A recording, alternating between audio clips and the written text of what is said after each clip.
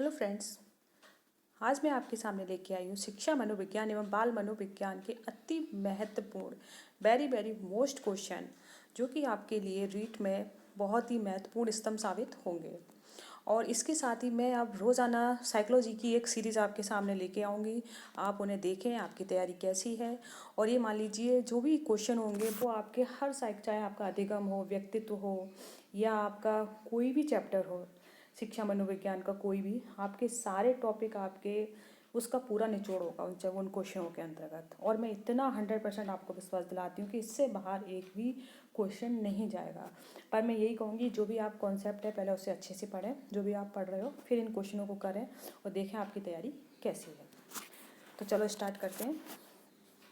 मनोविज्ञान के जनक कौन है? तो मनोविज्ञान के जनक कौन है? तो इसका सही आंसर है विलियम जेम्स मनोविज्ञान के जनक कहलाते हैं। ठीक है, मनोविज्ञान का प्रारंभ में अर्थ क्या था? तो देखिए, मनोविज्ञान की अगर प्रारंभ में अर्थ की बात करें तो सबसे पहले मनोविज्ञान को आत्मा का विज्ञान कहा गया था, फिर मन का विज्ञान कहा गया था, और फिर चेतना का कहा गया था, और अंत में किसका विज्ञान कहा गया है? व्यवहार का। ठीक है, इसलिए इसका सही आंसर क्या है? व्यवहार का विज्ञान। और इसी के संदर्भ में वुडवर्थ की परिभाषा भी है। वुडवर्थ ने एक डेफिनेशन भी दी है कि सबसे सर्वप्रथम मनोविज्ञान ने अपनी आत्मा त्यागी, तब फिर उसने अपने मन को त्यागा, फिर उसने अपनी चेतना त्यागी, और अब यह व्यवहार के ढंग को अपनाता है। ठीक है, नेक्स्ट देखते हैं। 20वीं शताब्दी में मनोविज्ञान का अर्थ लिया जाने लगा। क्या लिया जाने लगा? तो जैसे कि मैंने अभी आपको बताया, सबसे पहले किसका विज्ञान आया था? आत्मा का आया था। फिर आत्मा के बाद में मन का आया, चेतना का, और लास्ट में व्यवहार का। व्यवहार का विज्ञान कब आया है? 20वीं शताब्दी में व्यवहार का विज्ञान के रूप में ये माना गया। और इसके प्रवर्तक कौन माने गए हैं? तो ये और आप जरूर याद रखिए कि देखिए, वॉटसन, वुडवर्थ और स्किनर ने, इन तीनों ने मनोविज्ञान को व्यवहार के विज्ञान के रूप में स्वीकार किया है। ठीक है, व्यवहार का विज्ञान के रूप में माना है। किसने माना है? वॉटसन, वुडवर्थ और स्किनर। साइकोलॉजी शब्द किन दो यूनानी शब्दों से मिलकर बना है? तो देखिए, अगर साइकोलॉजी की बात करें कि साइकोलॉजी किन दो शब्दों से मिलकर बना है, तो ये बताइए आप, साइको प्लस लोगस या साइके, या किससे बना है? तो इसका सही आंसर होगा कि साइकोलॉजी किससे बना है? साइकी प्लस लॉगस से। ठीक है, सही आंसर क्या है इसका? Psyche plus logos. साइकी का इसका अर्थ क्या होता है? इसका अर्थ होता है आत्मा का अध्ययन। ठीक है,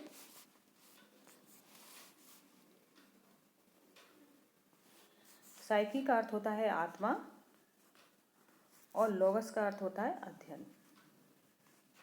तो इसका अर्थ क्या हुआ? साइकिलिस्ट का आत्मा का अध्ययन।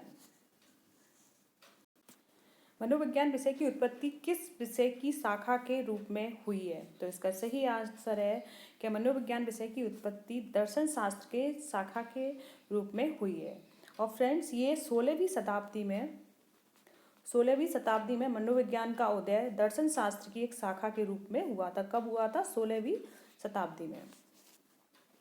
नेक्स्ट देखते हैं। शिक्षा मनोवैज्ञानिक अवधारणा में प्रयुक्त करने का श्रेय किसे दिया जाता है? किसको दिया जाता है? तो इसका सही आंसर है रूसो को। ठीक है, शिक्षा में मनोवैज्ञानिक अवधारणा प्रयुक्त करने का श्रेय किसको दिया जाता है? रूसो को। शिक्षा मनोविज्ञान स्पष्ट व निश्चित रूप में सामने आया था। कब आया था? शिक्षा मनोविज्ञान स्पष्ट एवं निश्चित स्वरूप में सामने आया था। इसका सही आंसर है 1920 ईस्वी में। कब आया था? 1920 में। साइकोलॉजी शब्द की उत्पत्ति किस भाषा से हुई है? तो देखिए, साइकोलॉजी शब्द की उत्पत्ति किससे हुई है? यूनानी। और किससे हुई है? साइकी प्लस लॉगस से, जिसका अर्थ क्या होता है? आत्मा का अध्ययन। प्रथम मनोविज्ञान प्रयोगशाला 1879 में जर्मनी के लिप्जिग नगर में स्थापित की गई थी। किसके द्वारा की गई थी? किसके द्वारा की गई थी? तो देखिए इसका सही आंसर है विलियम वुंट के द्वारा। ठीक है, और एक क्वेश्चन, इसी क्वेश्चन में से 3 क्वेश्चन और बन रहे हैं कि देखिए ये तो एक तो ये हो गया, किसकी स्थापना किसने की थी? विलियम वुंट ने की थी। कहाँ पर की थी? जर्मनी में की थी। जर्मनी के किस नगर में की थी? लिप्जिग नगर में की थी। और अगर ये आता है इसी में से कि प्रथम मनोवैज्ञानिक प्रयोगशाला की स्थापना कहाँ की गई, तो इसी में से देखिए 2-3 क्वेश्चन बन रहे हैं। मनोविज्ञान किस प्रकार का विज्ञान है? मनोविज्ञान किस प्रकार का विज्ञान है? तो इसका सही आंसर है कि मनोविज्ञान विधायक विज्ञान है। मनोविज्ञान को मन या मस्तिष्क का विज्ञान मानने वाले कौन है? मनोविज्ञान को मन या मस्तिष्क का विज्ञान किसने माना है? तो इसका सही आंसर क्या होगा? इसका सही आंसर है पोम्प्लोजी ने। ठीक है, किसने माना है मनोविज्ञान को मन मस्तिष्क का विज्ञान? पोम्प्लोजी ने। मनोविज्ञान व्यवहार का निश्चित विज्ञान है, यह कथन किसका है? किसका कथन है कि मनोविज्ञान व्यवहार का निश्चित विज्ञान है? ये वॉटसन का कथन है। ये बहुत मोस्ट डेफिनेशन है, इन्हें भी आप याद रखना। मनोविज्ञान अनुभव और व्यवहार का विज्ञान है, यह कथन किसका है? किसने मनोविज्ञान को अनुभव और व्यवहार का विज्ञान बताया है? तो देखिए कथन किसका है? ये है स्किनर का कथन। किसका है? स्किनर का। मनोविज्ञान आचरण और यथार्थ का विज्ञान है। देखो स्किनर ने तो मनोविज्ञान को अनुभव और व्यवहार का विज्ञान बताया है। ठीक है, और आचरण और यथार्थ का विज्ञान कौन बता रहा है? आचरण और यथार्थ का विज्ञान वुडवर्थ, मैकडूगल। तो देखिए इसका सही आंसर है कि मनोविज्ञान को आचरण और यथार्थ का विज्ञान किसने बताया है? मैकडूगल ने। ठीक है, मनोविज्ञान की शाखा के रूप में शिक्षा मनोविज्ञान की उत्पत्ति कब हुई थी? मनोविज्ञान की शाखा के रूप में शिक्षा मनोविज्ञान की उत्पत्ति कब? तो इसका सही आंसर है कब हुई थी? 1900 ईस्वी में। शक्ति मनोविज्ञान का जनक है। शक्ति मनोविज्ञान का जनक कौन है? कोल्फा, कॉफा, सेल्फ, वॉल्फ या उपरोक्त सभी? तो इसका सही आंसर है कि शक्ति मनोविज्ञान का जनक कौन है? वॉल्फ। ठीक है, नेक्स्ट देखते हैं। मनोविज्ञान के व्यवहारवाद संप्रदाय का जनक है। मनोविज्ञान के व्यवहारवाद संप्रदाय का जनक कौन है? किसको जनक के नाम से किसे जाना जाता है? तो देखिए जब भी व्यवहारवाद का नाम आता है तो इससे आप सीधा किसको लोगे? आप वॉटसन को। ठीक है, व्यवहारवाद संप्रदाय का जनक किसे माना जाता है? वॉटसन को। शिक्षा मनोविज्ञान शैक्षणिक परिस्थितियों में मानव व्यवहार का अध्ययन है, यह कथन किसकी है? किसका कथन है ये? तो देखिए शिक्षा मनोविज्ञान शैक्षिक परिस्थितियों में मानव व्यवहार, जैसा कि अभी मैंने आपको बताया कि जहाँ भी व्यवहार आ जाए तो आप ये मान लीजिए 99% ये सीधी डेफिनेशन किसको जाती है? स्किनर को जाती है ये। ठीक है, क्योंकि व्यवहार का सबसे ज़्यादा प्रयोग किसने किया है? स्किनर ने ही किया है। शिक्षा मनोविज्ञान व्यक्ति के जन्म से वृद्धावस्था तक सीखने के अनुभवों का वर्णन और व्याख्या करता है। ठीक है, व्यक्ति के जन्म से लेकर वृद्धावस्था तक के सीखने के अनुभवों का वर्णन और व्याख्या करता है। परिभाषा किसने दी है? तो ये परिभाषा किसने दी है? क्रो एंड क्रो ने दी है, और बहुत ज़्यादा मोस्ट परिभाषा है और ये बार बार रिपीट होती रहती है। मनोविज्ञान की खोजों का शिक्षा में व्यवहारिक प्रयोग ही शिक्षा मनोविज्ञान है, यह परिभाषा किसने दी है? क्या है? मनोविज्ञान की खोजों का शिक्षा में व्यवहारिक प्रयोग ही शिक्षा मनोविज्ञान है, ये डेफिनेशन दी है कॉल सनिक ने। किसने दी है? कॉल सनिक ने दी है ये। नेक्स्ट देखते हैं। मनोविज्ञान का शिक्षा के क्षेत्र में योगदान नहीं है। शिक्षा का सैद्धांतिक पक्ष पर बल, शिक्षा का बाल केंद्रित होना, पाठ्यक्रम में सुधार या उपरोक्त सभी? तो इसका सही क्या होगा कि शिक्षा के किस क्षेत्र में योगदान नहीं है? तो देखिए शिक्षा के बाल केंद्रित तो है मनोविज्ञान, पाठ्यक्रम में सुधार में भी जरूरी है मनोविज्ञान, और किस में नहीं है? शिक्षा का सैद्धांतिक पक्ष पर बल नहीं।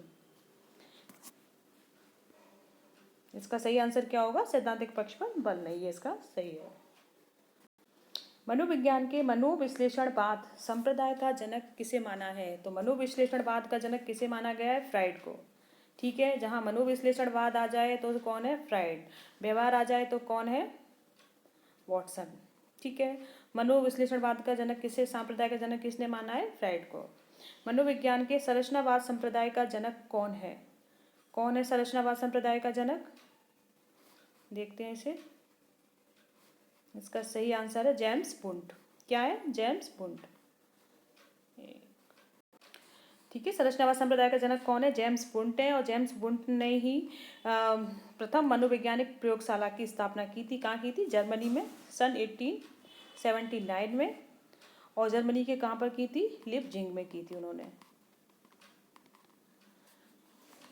मनोविज्ञान के प्रकारवाद संप्रदाय का जनक कौन है? तो प्रकारवाद का जनक कौन है? William James. ठीक है। कौन है? William James. अगर संरचनावाद का आता है तो विलियम वुंड है, और प्रकारवाद का आता है तो कौन है? विलियम जेम्स है।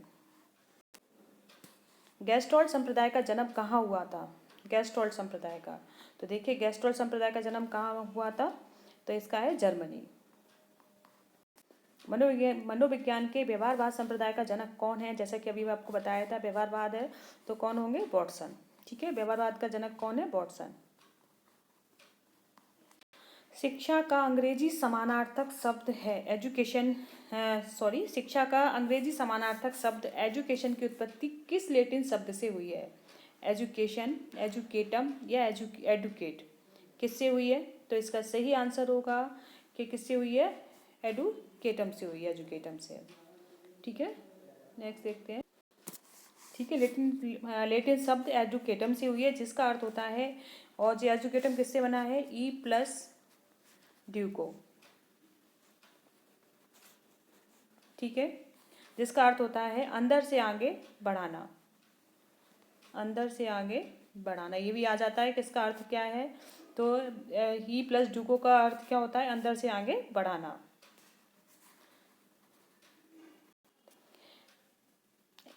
एजुकेशन शब्द किन दो शब्दों से मिलकर बना है? तो किससे था? ई प्लस ड्यूको। ई का अर्थ होता है अंदर से, और ड्यूको का अर्थ होता है बढ़ाना। अगर इसके तात्पर्य की बात करें तो इसका तात्पर्य होगा कि शिक्षा के द्वारा व्यक्ति की जो जन्मजात शक्तियां हैं उनको अंदर से बाहर की ओर उचित दिशा में विकसित करना। ठीक है। क्या अर्थ होगा इसका? कि शिक्षा के द्वारा व्यक्ति की जन्मजात शक्तियों को अंदर से बाहर की ओर उचित दिशा में विकसित करने का प्रयास करना। ये एजुकेशन का मूल अर्थ है। ड्यूको का अर्थ क्या है? बाहर। ई का है अंदर से, और ड्यूको का क्या होगा? बाहर, बाहर की ओर बढ़ाना। शिक्षा मनोविज्ञान है। शिक्षा मनोविज्ञान आवश्यक है शिक्षकों के लिए, छात्रों के लिए, अभिभावकों के लिए, सभी के लिए। तो देखिए शिक्षा मनोविज्ञान सबके लिए आवश्यक है, शिक्षकों के लिए भी, छात्रों के लिए भी, अभिभावक के लिए भी। तो इसका सही आंसर क्या होगा? डी। शिक्षा मनोविज्ञान के विषय क्षेत्र में शामिल नहीं है। क्या नहीं है? तो देखिए इसमें बुद्धिमापन है, अनुशासन है, मूल्यांकन है, इसमें औद्योगिक अध्ययन शामिल नहीं है। शिक्षक के लिए शिक्षा मनोविज्ञान अध्ययन आवश्यक है। क्यों आवश्यक है? बालक के व्यवहार को समझने में, कक्ष की समस्याओं के समाधान में, या अनुशासन स्थापित करने में उपयुक्त सभी। तो इसका आंसर होगा डी, क्योंकि बालक के व्यवहार को समझने में भी है, समस्याओं के समाधान में भी है, और अनुशासन स्थापित करने में उपयुक्त। इसका आंसर क्या हो जाएगा? डी। किस विद्वान ने मनुष्य की अंतर्निहित पूर्णता की अभिव्यक्ति को ही शिक्षा कहा है? अंतर्निहित पूर्णता को किसने कहा है? विवेकानंद ने कहा है। किसने कहा है? विवेकानंद ने। नेक्स्ट।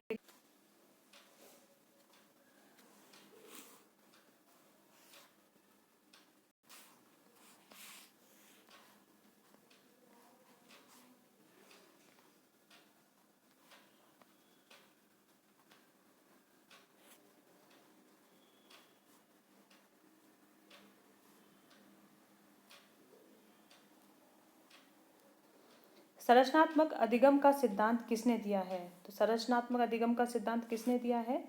तो इसका आंसर क्या होगा? ब्रूनर ने। किसने दिया है? ब्रूनर ने।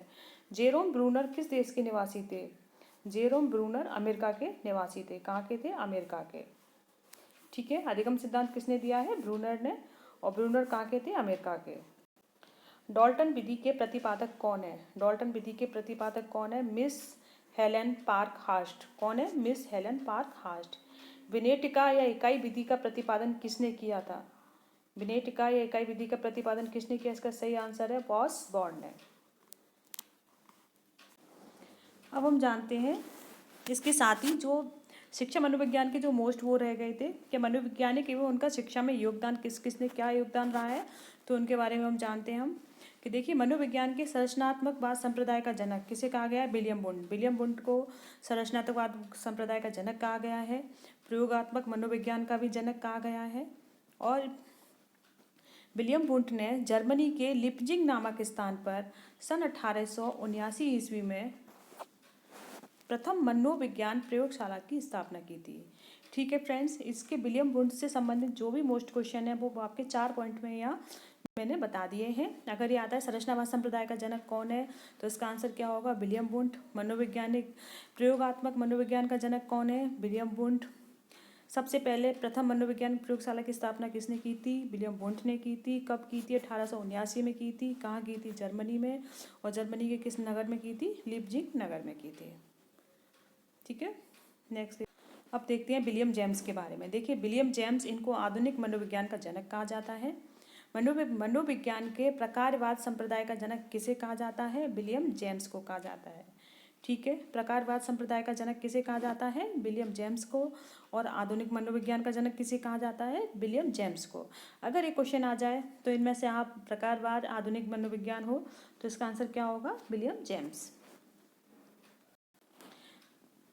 जोहन बी वॉटसन, अगर जोहन बी वॉटसन को व्यवहारवादी संप्रदाय के जनक के रूप में जाना जाता है। ठीक है, किसके रूप में जाना जाता है? व्यवहारवादी संप्रदाय का जनक कौन है?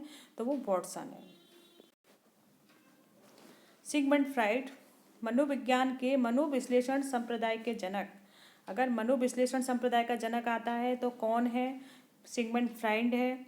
व्यक्तित्व मापन की स्वप्न विश्लेषण विधि का प्रतिपादन किसने किया था? तो वो भी किसने किया था? सिगमंड फ्राइड ने। फ्रेंड्स, ये बहुत मोस्ट की पॉइंट हैं, इन्हें आप याद कर लोगे तो मान लीजिए कि इनसे संबंधित कोई भी क्वेश्चन आपका गलत नहीं होगा। ठीक है, नेक्स्ट। विकासात्मक मनोविज्ञान का जनक किसे कहा जाता है? जीन पियाजे को। और संज्ञानात्मक विकास सिद्धांत का प्रतिपादक किसे कहा जाता है? किसने किया था? जीन पियाजे ने। ठीक है, संज्ञानात्मक हो या विकासात्मक हो, इसका किसे कहा जाता है? जीन पियाजे को कहा जाता है। ठीक है, सिद्धांत का प्रतिपादक किसने दिया था? जीन पियाजे ने दिया था। और विकासात्मक मनोविज्ञान के जनक कौन है? जीन पियाजे हैं। जेरोम ब्रूनर, जेरोम ब्रूनर ने अधिगम अवस्थाओं का प्रतिपादन किया था और संरचनात्मक अधिगम की अवधारणा प्रस्तुत की थी। अगर ये क्वेश्चन आता है कि संरचनात्मक अधिगम की अवधारणा किसने प्रस्तुत की थी, तो इसका आंसर क्या होगा? जेरोम ब्रूनर ने की थी। और अधिगम अवस्थाओं का प्रतिपादन किसने किया था? तो किसने किया था? जेरोम ब्रूनर ने किया था। अल्बर्ट बांडुरा, सामाजिक अधिगम सिद्धांत का प्रतिपादन किया था इन्होंने और निरीक्षणात्मक अधिगम का महत्व बताया था। ठीक है,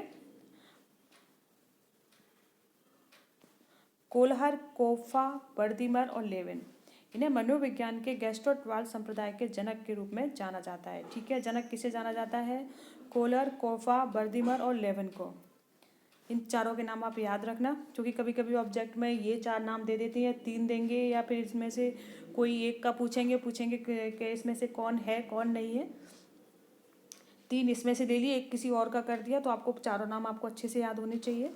अंतर्दृष्टि या सूझ के सिद्धांत के प्रतिपादक किसे कहा जाता है? कोलहर को कहा जाता है। ठीक है,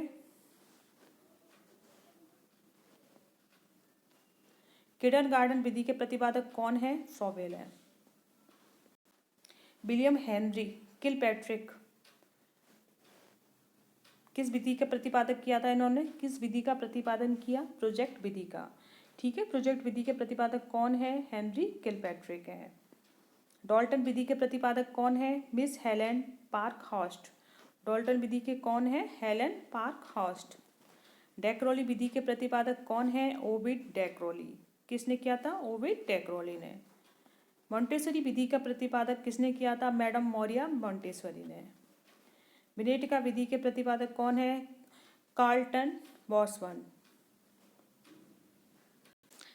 ऐसी ही वीडियो और क्वेश्चन सीरीज़ देखने के लिए मेरे चैनल को सब्सक्राइब ज़रूर करें और अपने सभी फ्रेंड्सों के साथ शेयर करें, जिससे इसका लाभ ज़्यादा से ज़्यादा स्टूडेंट तक पहुंच सके, ले सकें वो। धन्यवाद।